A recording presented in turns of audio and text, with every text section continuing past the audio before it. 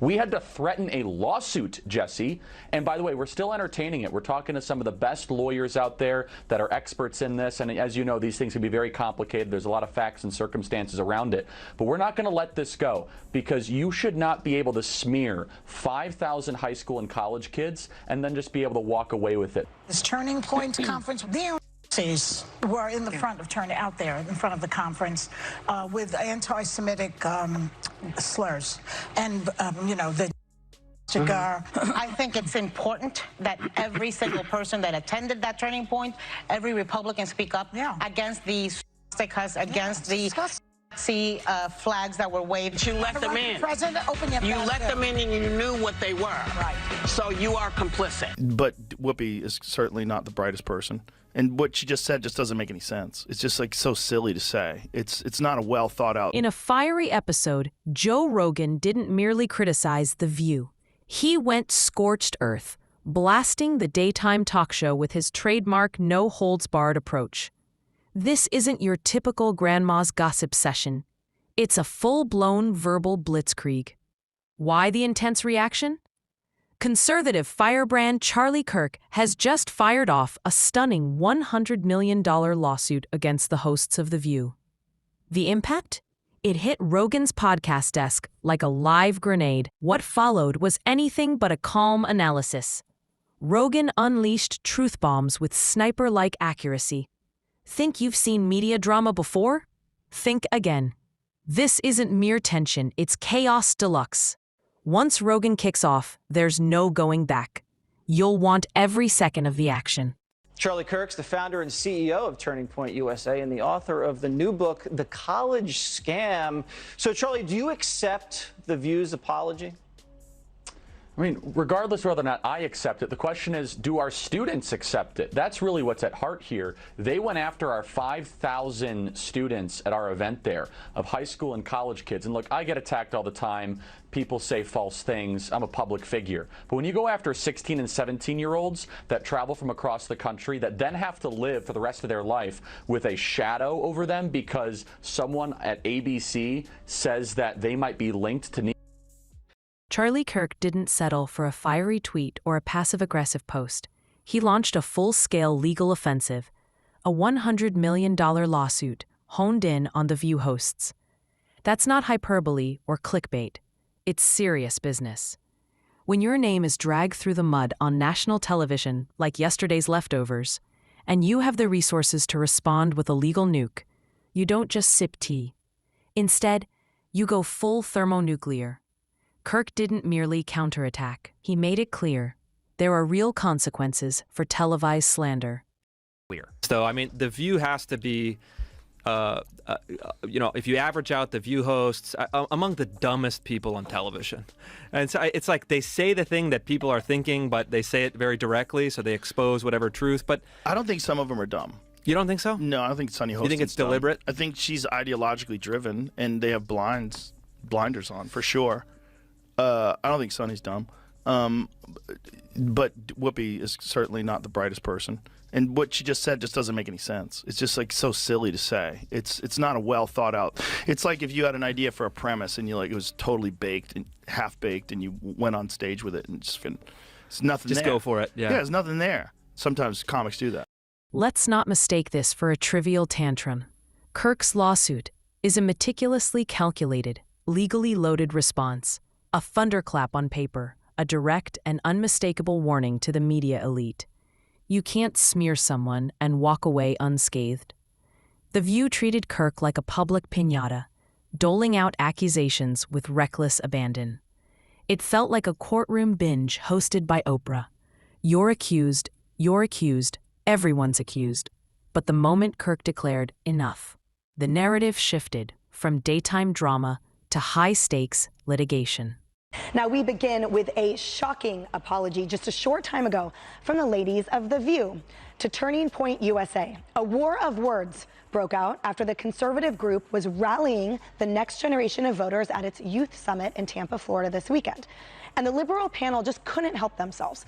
The group sent a scathing cease and desist letter after hosts on The View suggested that Turning Point had embraced neo who showed up outside the event.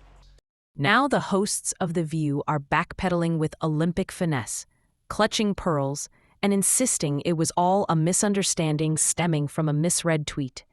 But let's face it, this isn't a misplaced emoji or a confusing meme. It's a monumental $100 million reckoning. This isn't just a simple PR hiccup. It's a legal meteor crashing into their carefully curated world of moral authority. Compared to this, reality TV drama looks like a sandbox argument among toddlers. The stakes? Monumental. The damage? Ongoing. Do you see what Whoopi Goldberg said? What'd she say? Whoopi Goldberg said that Biden could arrest all the Republicans and put them in jail. You just need to see how unhinged this kind of thinking is. Well, you know what Joe Biden could do? Joe Biden, you have to see it because it's so on TV. crazy. She said on television. You know, just let's look at a scenario where the Supreme Court says, yes, he has all those rights. He is immune from everything. Yeah. You know what Joe Biden could do since he is presently president? What? Whoa. He could throw every Republican in jail. Enter Joe Rogan, podcast juggernaut, cultural disruptor, and professional BS detector. His take? Brutal, surgical, and savage. Imagine a grizzly bear delivering a TED Talk on media accountability. Terrifying, yet insightful and wildly entertaining. Rogan, usually exploring alien theories, DMT journeys, and octagon psychology, turned his laser focus to The View this time. The result? A verbal demolition. He didn't just criticize them, he dissected their arguments with surgical precision, making the show's exaggerated outrage look like fast food next to his gourmet filet mignon analysis. Welcome back. You know, in Monday's conversation about Turning Point USA, I put the young people at the conference in the same category as the protesters outside. And I don't like it when people make assumptions about me. And it's not any better when I make assumptions about other people, which I did. So, my bad. I'm sorry. Okay. So, this Charlie Kirk isn't waving this lawsuit around like a vanity trophy. Instead, he's sending a message about media responsibility. In a world where reputations can be assassinated in less than 30 seconds live on TV, Kirk is saying loud and clear, "You're not walking away this time." Meanwhile, Joe Rogan serves as the amplifier, slicing through the nonsense with his razor-sharp wit.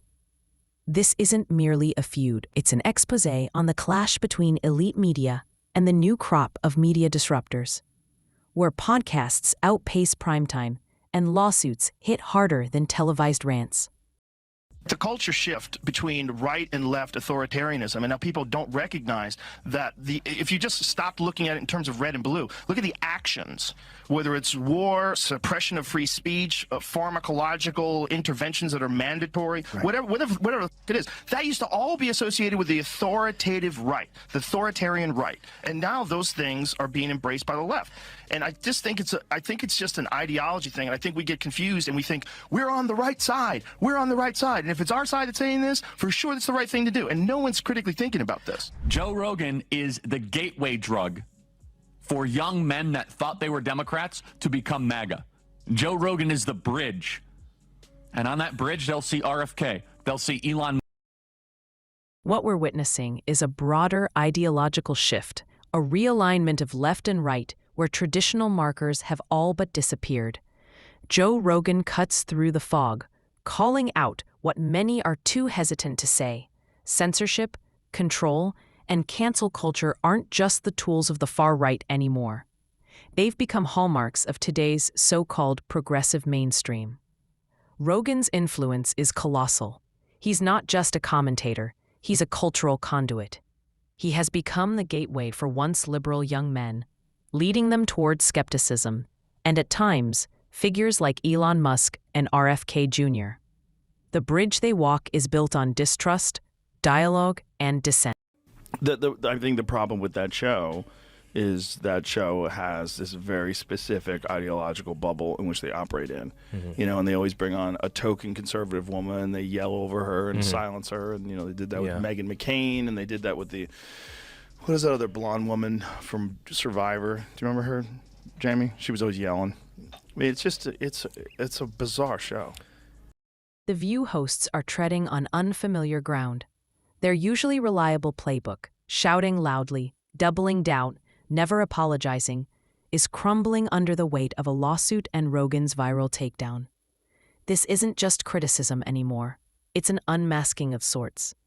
For years, they've marketed themselves as moral referees, selectively enforcing outrage while dodging accountability.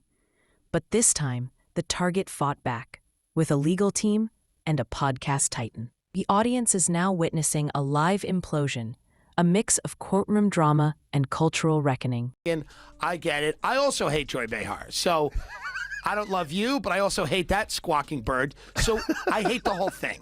And frankly, that show, you want to talk about a show that set women back, is The View. You want to talk about that show. If the CIA is engineering, Antifa and fucking the Capitol riot, some crazy misogynist engineered The View, because there's nothing worse than The View. In terms of, like, there are so many brilliant women out there. None of them are on The View. None of them have gone near the set of The View. I mean, they have brought in the lowest tier of the, what is it, the Y chromosome? No, double X. Okay. Double X. They brought in the lowest of the double X's for that one. It's rough. This isn't merely a news story. It's a mirror reflecting the madness of modern media warfare. Every word serves as a grenade. Every segment is a skirmish. The clash of Charlie Kirk versus The View has become the new American pastime, where courtroom drama meets internet virality. Gone are the petty neighborhood spats, replaced by 9-figure lawsuits over perceived slights aired during ad breaks. In this new game, daytime TV drama is no longer just for bored housewives.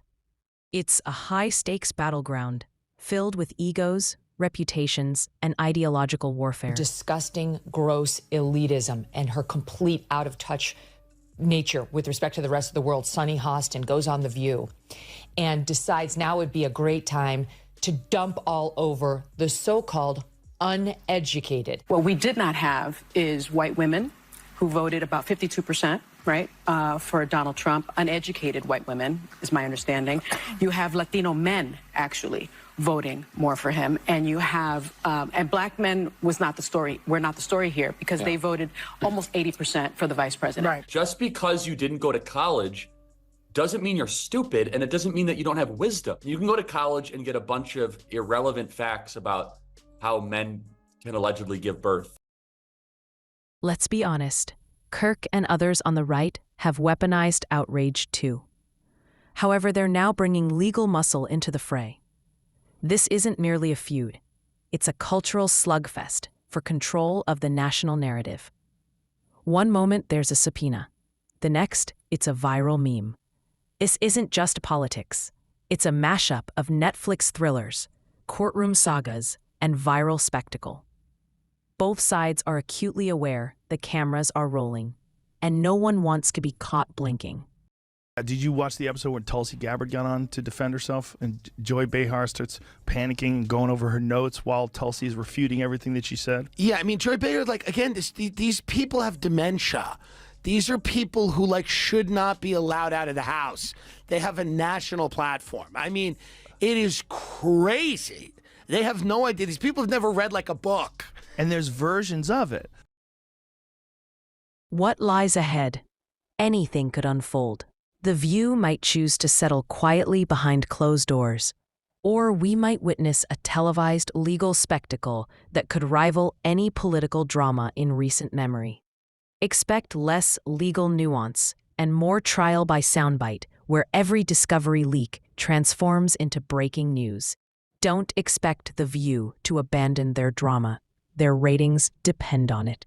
And Joe Rogan, he'll be back, podcasting the play-by-play, ensuring that no hypocrisy goes unchecked.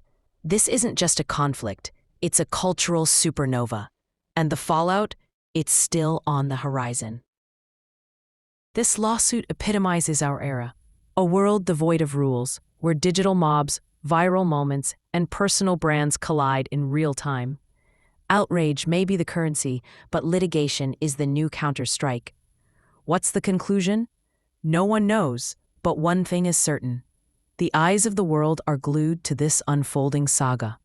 The View might have ignited the flames with a careless comment, yet it's now ending with subpoenas, sharp sarcasm, and significant cultural ramifications. Joe Rogan didn't just entertain, he transformed a roast into a reckoning.